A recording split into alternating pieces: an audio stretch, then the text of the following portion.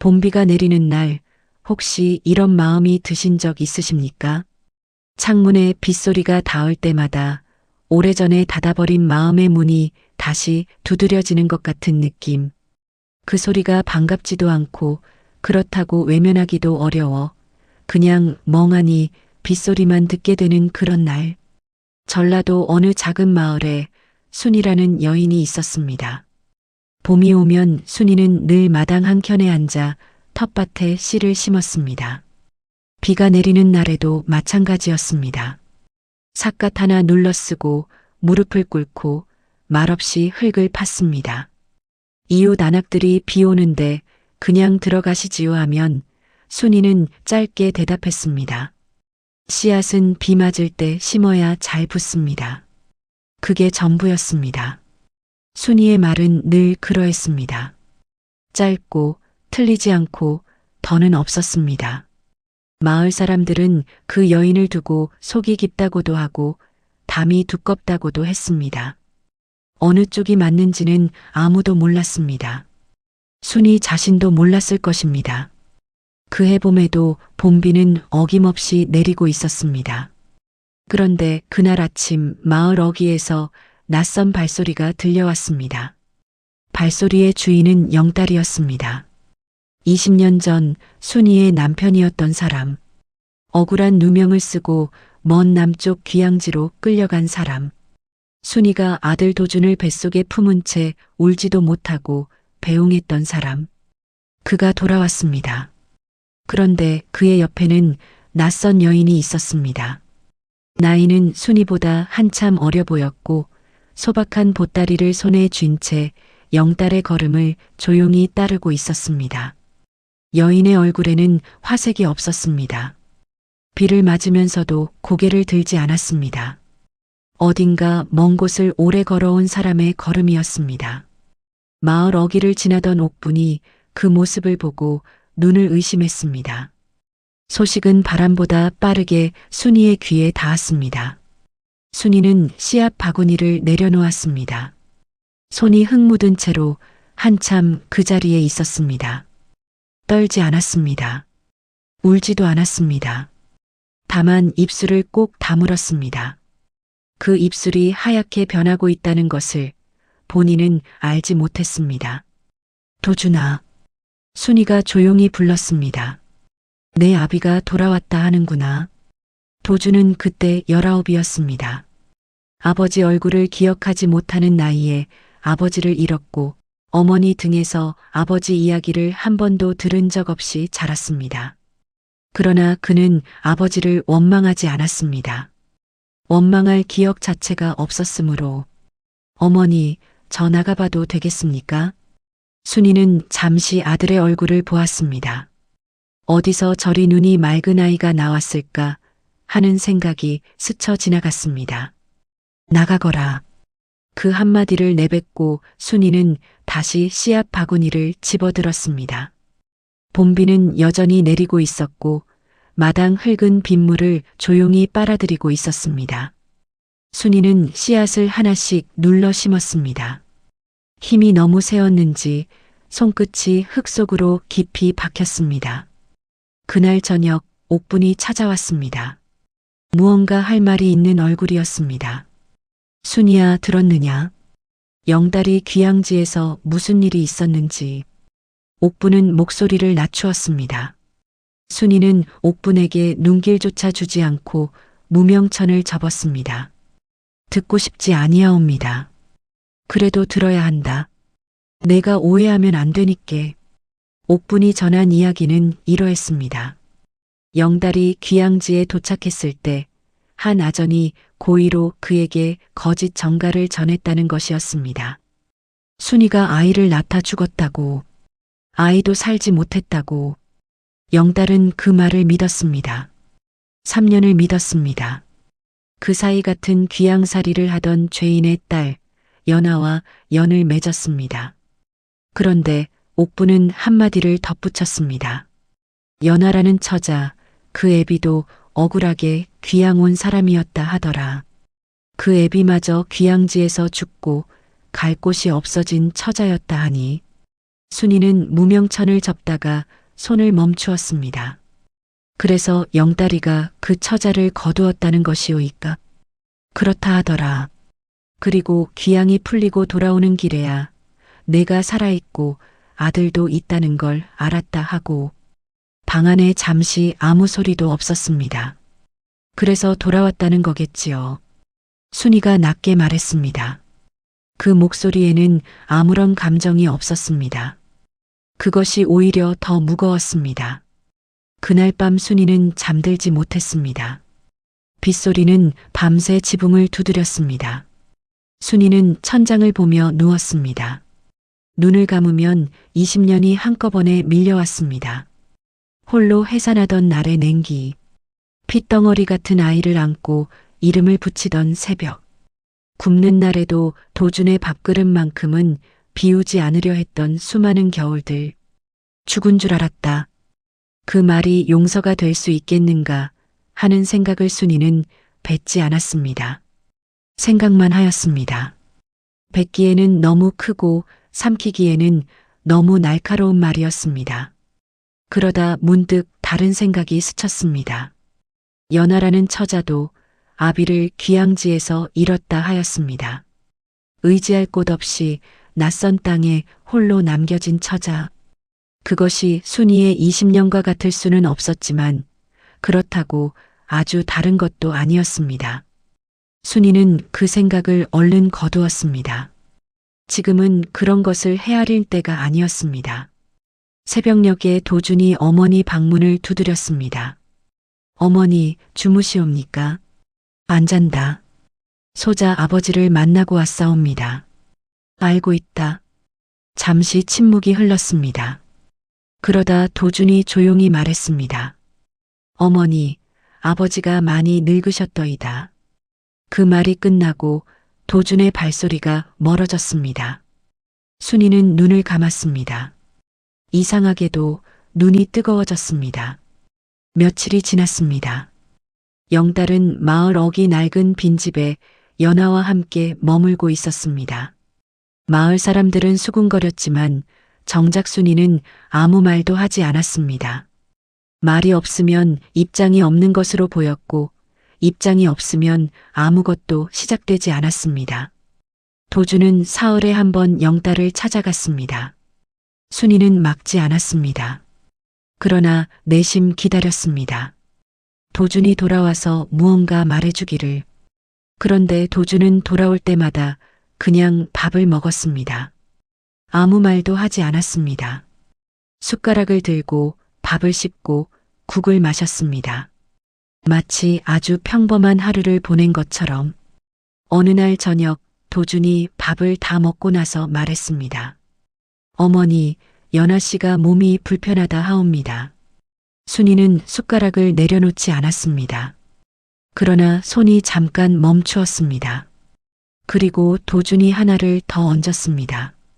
기침을 심히 하시던데 귀양지에서 얻은 습기병이라 하더이다. 소자 어릴 적 어머니께서도 그런 기침을 하셨지요. 순이는 그 말에 아무 대꾸도 하지 않았습니다. 밥을 마저 먹었습니다. 그러나 그날 밤 순이는 뒤뜰에 오래 서 있었습니다. 이튿날 아침 일찍 순이는 뒤뜰 약초밭으로 나갔습니다. 아직 이슬이 거치지 않은 때였습니다. 손으로 더듬어 삽주뿌리를 몇 개 캤습니다. 흙이 손톱 밑으로 파고들었습니다. 순이는 캔 뿌리를 손바닥 위에 올려놓고 한참을 바라보았습니다. 내가 지금 무엇을 하려는 것인가? 대답이 쉽게 나오지 않았습니다. 그 여인을 가엾이 여기는 것인지 아니면 그저 아픈 사람을 보는 것이 견디기 어려운 것인지 순이는 구분하지 않기로 했습니다.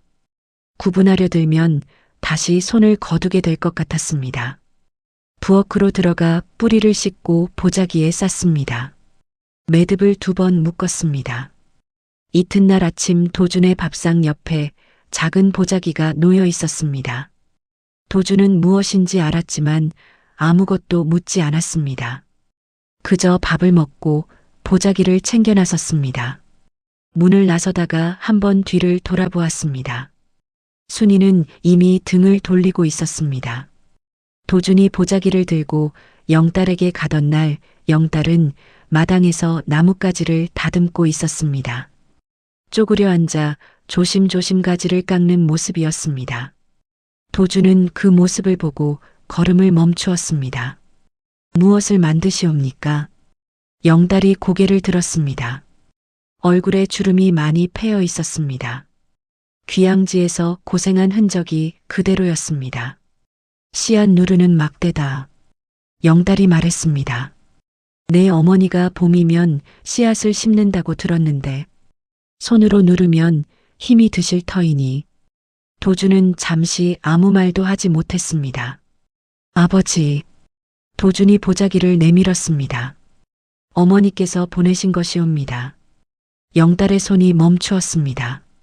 그는 보자기를 받아들고 오래도록 매듭을 내려다보았습니다. 단정하게 2번 묶인 매듭이었습니다. 꼭 순이의 손매무새 같았습니다. 영딸은 아무 말 없이 고개를 숙였습니다. 어깨가 조금 흔들렸습니다. 도준은 그 모습을 보고 눈을 다른 데로 돌렸습니다. 보아서는 안 될 것을 보는 것 같았습니다. 그날 저녁 영딸이 순이의 집 앞에 왔습니다. 문을 두드리지 않았습니다. 대문 밖에 그냥 서 있었습니다. 순이는 방 안에서 그 낌새를 느꼈지만 나가지 않았습니다. 한참이 지나도 발소리가 떠나지 않았습니다. 순이는 바느질감을 내려놓았습니다. 마음속 어딘가에서 무언가 풀어지는 소리가 들리는 것 같았습니다. 단단히 묶어두었던 것이 아주 조금, 아주 천천히. 그러나 순이는 일어나지 않았습니다. 일어서는 것은 아직이었습니다. 자존심이 문제가 아니었습니다. 스스로 납득이 안 된 채로 문을 여는 것이 두려웠습니다. 용서를 결심하지 않은 채 얼굴을 마주하면 그 얼굴이 다시 상처가 될 것 같았습니다. 밖에서 작은 소리가 들렸습니다. 무언가 대문 앞에 내려놓는 소리였습니다. 그리고 발소리가 멀어졌습니다. 순이는 잠시 뒤 문을 열었습니다. 대문 앞에 나뭇가지로 만든 씨앗 막대 하나가 놓여 있었습니다. 조심스럽게 깎은 것이 보였습니다. 손잡이 부분이 매끄럽게 다듬어져 있었습니다. 봄비가 살짝 내리기 시작했습니다. 빗방울이 막대 위에 조용히 맺혔습니다. 그 일이 있고 난 뒤 순이는 며칠간 아무것도 하지 않는 것 같았습니다. 밥을 짓고 빨래를 하고 텃밭에 물을 주었습니다. 겉으로는 평소와 다를 것이 없었습니다. 그러나 도준은 알았습니다. 어머니가 무언가를 마음속에서 오래 싸우고 있다는 것을.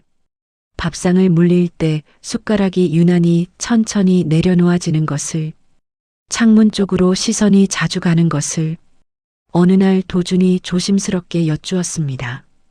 어머니, 소자가 아버지를 용서하면 어머니께 불효가 되겠사옵니까? 순이는 잠깐 멈추었다가 느리게 고개를 저었습니다. 불효가 아니다. 그러하시다면 소자는 용서하겠사옵니다. 도준이 조용히 말했습니다. 아버지가 나쁜 분이어서가 아니라 어머니께서 20년을 고생하신 것이 아까워서도 아니라 그냥 소자가 그렇게 살고 싶사옵니다. 순이는 아무 대답을 하지 않았습니다. 그러나 그 말이 오래 가슴에 남았습니다. 그냥 그렇게 살고 싶사옵니다. 그 말이 순이가 20년간 붙잡고 있던 매듭 하나를 건드렸습니다. 풀어진 것이 아니었습니다. 다만 그 매듭이 얼마나 무거웠는지를 처음으로 느꼈습니다. 며칠 뒤 봄비가 다시 내리는 날이었습니다. 순이는 삿갓을 쓰고 마당으로 나갔습니다. 씨앗 바구니를 옆에 두고 대문 앞에 세워두었던 씨앗 막대를 집어들었습니다. 처음으로 그것을 사용하기로 한 날이었습니다. 흙을 누르는 감촉이 달랐습니다. 손이 아프지 않았습니다. 깊이도 고르게 눌렸습니다.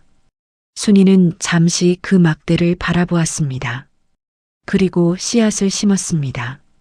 하나, 둘, 셋. 말없이 그때 대문 밖에서 발소리가 들렸습니다. 조심스러운 발소리였습니다. 멈추었다가 다시 다가왔습니다. 멈추는 간격이 길었습니다. 들어서도 될지 스스로 묻고 있는 것 같았습니다. 순이 20년 만에 들리는 이름이었습니다. 낮고 쉰 목소리였지만 그 안에 담긴 것이 무엇인지 순이는 알았습니다. 부름이 아니었습니다. 사죄였습니다. 그 한 글자 안에 20년이 구겨져 있었습니다.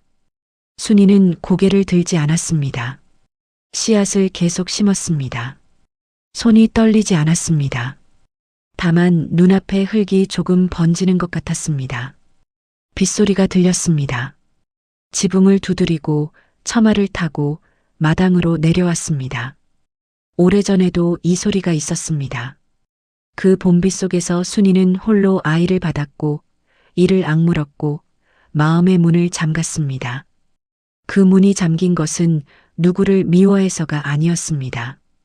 그렇게 하지 않으면 살 수가 없었기 때문이었습니다. 이제 더는 그래야 할 이유가 없었습니다. 한참이 지나고서야 순이가 낮게 말했습니다. 비 맞으실라요? 들어오시지요. 그 말이 전부였습니다. 용서라는 말도 원망이라는 말도 없었습니다. 그러나 그것으로 충분했습니다. 영달이 대문 안으로 들어서는 발소리가 들렸습니다. 봄비는 여전히 내리고 있었습니다. 마당 흙이 빗물을 빨아들이고 씨앗이 흙 속에 조용히 안겼습니다. 그 뒤로 마을에서는 여러 말이 오갔습니다. 순이가 어리석다고 하는 이도 있었고 도량이 넓다고 하는 이도 있었습니다. 순이는 그 어느 말에도 대꾸하지 않았습니다.